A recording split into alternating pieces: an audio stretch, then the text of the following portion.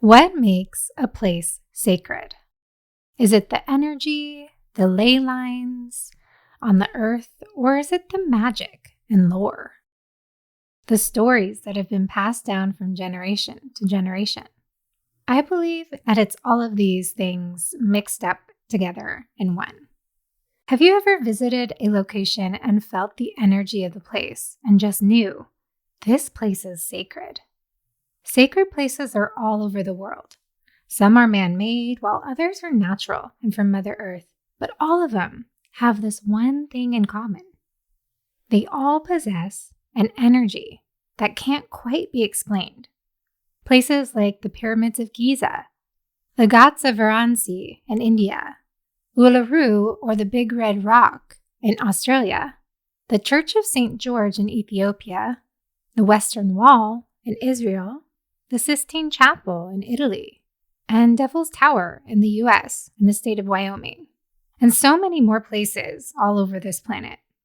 With the passing of the summer solstice this week, I wanted to travel to a sacred place that not only is known to celebrate the seasons, but also has deep roots in magic and lore.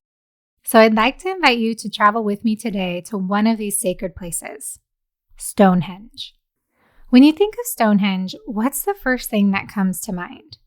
I never put too much thought into this sacred place until I had the privilege of visiting it on a trip with my mom to England. It was a blustery day in January.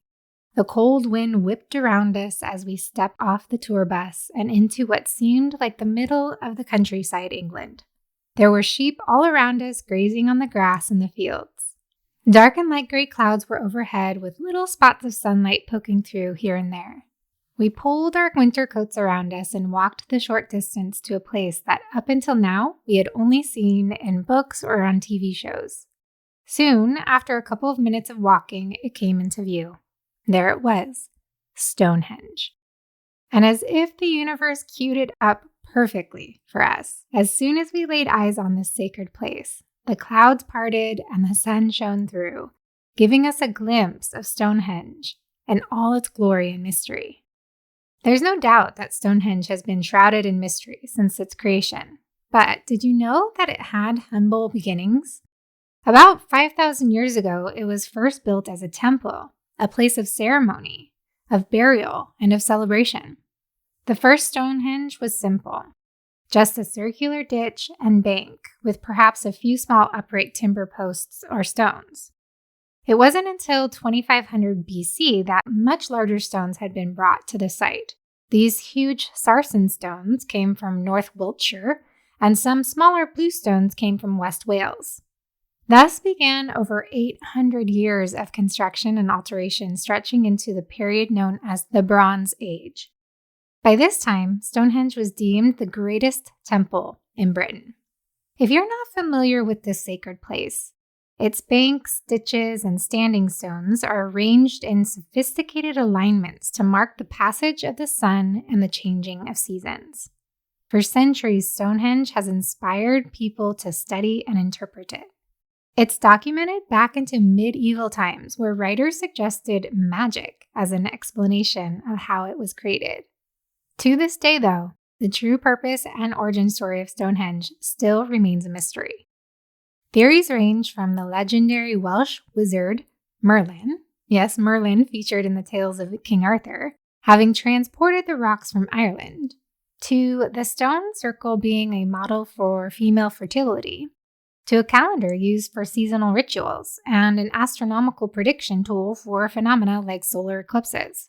But regardless of this spiritual landmark's origins, Stonehenge remains one of the UK's most well-known attractions.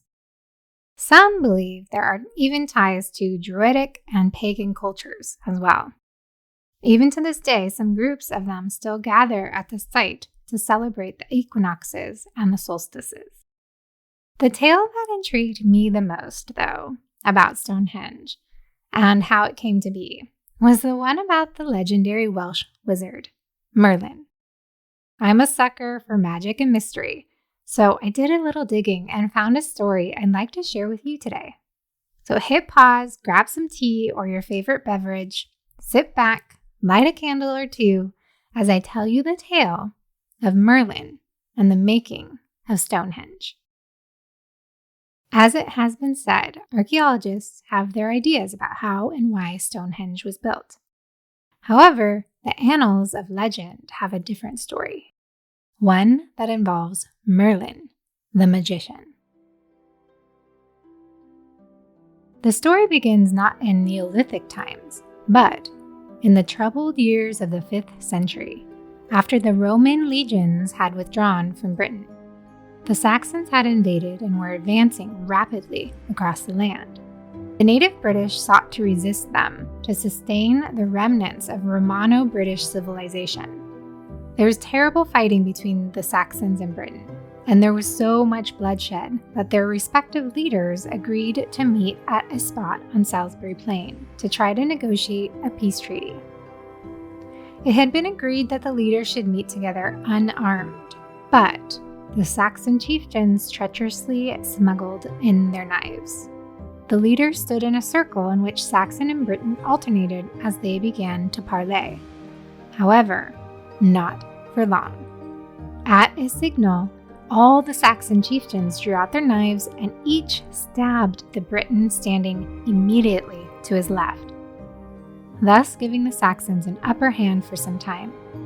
That was until a British prince in exile in France, Aurelius Ambrosius, returned to Britain with his brother, Uther Pendragon.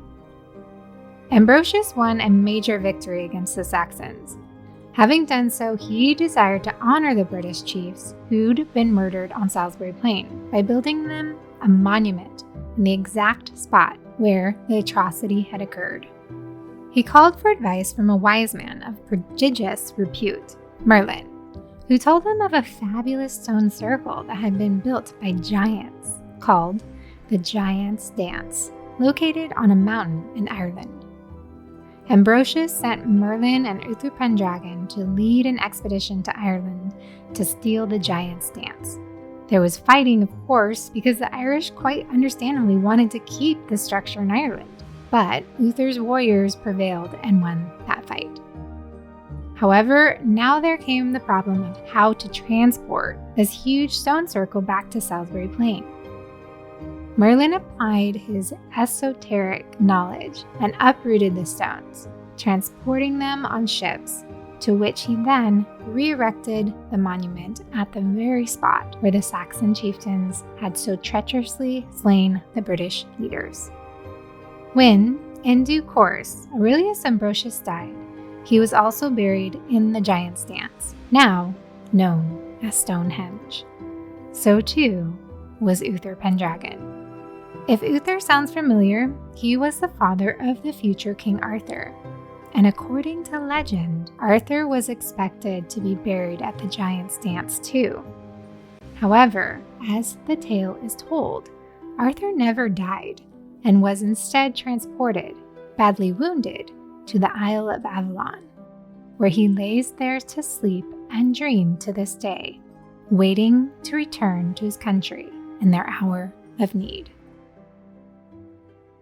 Whether you believe in the magic and lore of how Stonehenge came to be or not, one thing is for certain. It is a sacred place, and even with all the modern science and archaeology of today, Stonehenge will always keep some of its secrets buried underneath its hollowed grounds. When my mom and I left Stonehenge, I felt a piece of it stay with me.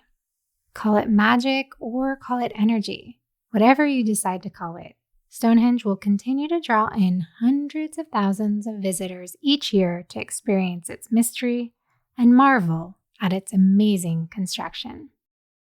If you ever have the opportunity to visit Stonehenge, I encourage you to do so. It's an adventure you will never forget. Thank you so much for joining me on this adventure to Stonehenge in England. If you liked today's episode, please follow and subscribe to the Anxious Adventure podcast wherever you listen to your podcasts.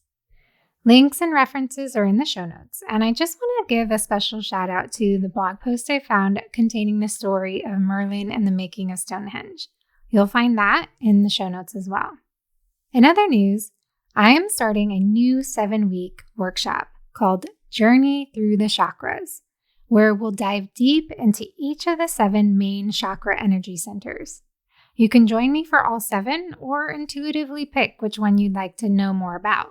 Each workshop will include suggestions on specific stones and crystals to work with for each chakra center, as well as a chakra clearing, a downloadable mini meditation, and so much more.